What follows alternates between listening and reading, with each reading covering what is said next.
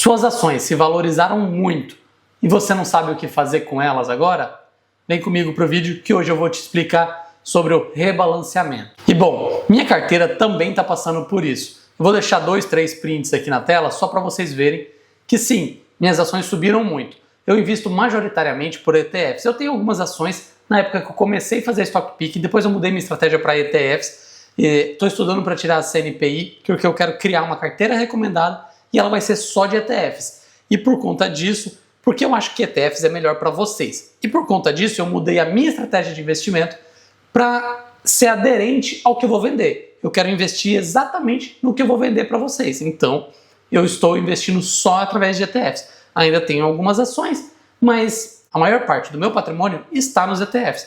Eu vou deixar 3 prints aqui. 2 deles foram de quando eu comecei a investir. Eu não gosto do Ibovespa, eu já falei várias vezes aqui, e 2 deles representam o Ibovespa. Eu usava, como era muito baratinho, eu usava para comprar algum dinheiro que sobrava na conta, 10, 20, 30 reais, eu usava para comprar um deles, e o outro porque eu comecei a investir em ETFs através dele, mas parei, não invisto mais. Eu tenho o terceiro aqui, vou deixar um terceiro ETF também, que é o Divo 11, que eu invisto bastante, ele é a minha maior posição, e ele dá com uma rentabilidade muito boa também, e é nele que eu mais acredito hoje em dia dos ETFs. Bom, a minha posição de Brasil era para ser 15%. Hoje ela está em 20%. Eu teria que vender 5% para rebalancear ela. Eu vou deixar aqui na tela para vocês verem o print, mas eu não vou vender. Não gosto de vender, não faz parte da minha política de investimento ficar vendendo ou ETFs ou ações. Eu não gosto. Principalmente porque eu estou no começo, eu acredito que vou investir durante 30 anos. Então é muito tempo, então não faz sentido eu ficar vendendo agora para rebalancear. Na minha opinião, para mim, não. Eu acho que vocês deveriam aplicar coisas parecidas para vocês. É só vocês verem se faz sentido, estudarem e aí, se decidirem, aplicar na estratégia de vocês também. Só que assim, o porquê que eu não vou vender as ações brasileiras no momento? Porque eu acho que elas ainda vão subir mais. É uma opinião minha, mas eu acho que elas são as que mais têm potencial para valorização. Eu não acredito que a Bolsa Americana vai subir muito esse ano. Não acredito em outros mercados, além, tipo China, também não, Índia. Não conheço muito pouco da Índia para falar. Então eu prefiro ficar no Brasil, onde eu conheço. E eu acho que vai subir mais. Então esse é um dos motivos do que eu não quero vender. Mas como eu falei, eu não gosto de vender. E eu vou explicar o motivo. Na minha opinião, se eu vender as ações que estão subindo, na minha cabeça funciona mais ou menos assim. Eu estou vendendo as campeãs para investir nas perdedoras. Obviamente não tem perdedoras dentro da minha carteira, porque quase tudo sobe em determinado momento. Mas é mais ou menos essa lógica que eu penso. Então, no momento que umas estão subindo, não acho que é a hora de vender elas. Tem que esperar, deixar subir mais, ver até onde vai. E nesse período que elas estão subindo, você vai aportando na outra classe que não está subindo. E aí você vai fazendo o rebalanceamento dessa forma.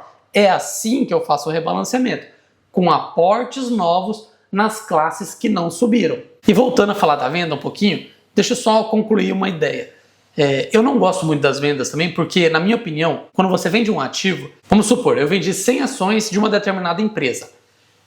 Para valer a pena, eu tenho que conseguir recomprar essas mesmas 100 ações com o dinheiro que deu de lucro. E o lucro, e perceba, o lucro tem que descontar os impostos e algumas taxas quando tem taxas. Então, para sair realmente no lucro, você tem que conseguir comprar mais ações do que tinha antes de ter vendido. Então, e no longo prazo, quando a gente pensa para o longo prazo, esses movimentos eles quase nunca fazem sentido. Você tem que acertar muito bem o momento para fazer sentido esses movimentos. É quase como prever crises. E isso é muito difícil. É o mais difícil, na minha opinião. Por isso que eu não gosto muito de vender ativos. Eu até tento ver quando vai acontecer uma crise ou quando o mercado vai subir a taxa de juros, para que eu venda meus ativos antes e consiga comprar depois quando eles estão mais baratos, comprar um número de ações maiores. Então lembra, toda vez que você vender um ativo, ele tem que cair o suficiente para você cobrir as despesas com impostos e taxas e ainda assim você tem que conseguir comprar mais ações do que vendeu. Aí realmente valeu a pena. Se não der certo dessa forma, não valeu a pena vender. Essa é a minha opinião. Então por isso que eu tento prever as crises. Mas não acerto, é muito difícil, assim, não dá para garantir que vai acertar, que vai conseguir fazer esse momento. eu perco muitas oportunidades de venda justamente por conta disso. Porque eu ainda acho que não é o momento, e aí quando eu vejo, passou o momento, daí eu falo, bom, agora se eu vender eu não vou conseguir recomprar mais unidades, então daí eu não faço a venda. Eu já acertei algumas, mas a maioria eu perco. Então, é a vida que segue. Eu peguei pra mim que o lema é não vender. Por isso que vender, na minha opinião, é a decisão mais difícil que a gente tem para fazer. Não é investir. Investir, na minha opinião, é bem fácil. Eu sei claramente quando investir numa ação. Agora, vender essa ação, na minha opinião, é a mais difícil.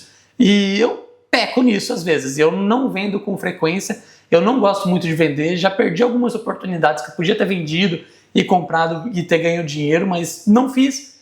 E paciência. Eu invisto por longo prazo e eu penso na valorização das cotas que eu tenho. Eu não gosto muito de vender. É mais ou menos por esse sentido. E agora, voltando ao rebalanceamento. Rebalanceamento, como eu falei, eu faço com novos aportes. E é a melhor estratégia para mim e na minha opinião.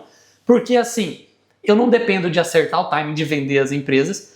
E enquanto tem umas ações subindo, as que vão ficando para trás, eu vou fazendo aportes nelas. Quando acontece valorizações, tipo aconteceu agora com as ações brasileiras, elas vão estagnar em algum momento. Elas vão ficar estável ali por um período. E é esse período que eu tenho de fazer novos aportes no que não subiu, para igualar os aportes igualzinho à minha estratégia. Então o mercado é lento e eu acredito que dá tempo para a gente ir aos poucos com aportes rebalanceando a carteira. É isso que eu penso, é isso que eu faço, é isso que eu acredito. O mercado é lento, todo mundo sabe. Então eu acho que as pessoas só não encaixaram essa ideia de fazer rebalanceamento com aportes no decorrer do investimento. Eu faço isso já e estou aconselhando vocês a ver se faz sentido essa estratégia para vocês colocarem ela na sua carteira também. Só que a minha carteira hoje, o que está para trás são as ações internacionais. Eu deveria rebalanceá-las. Mas eu não estou vendo um momento bom hoje para comprar essas ações. Então eu não vou fazer aportes em renda variável internacional. Provavelmente o que eu vou fazer a partir de agora são aportes em caixa. Para que, caso aconteça alguma coisa e as ações internacionais caiam de uma vez, aí eu vou ter caixa para comprá-las e rebalanceá-las.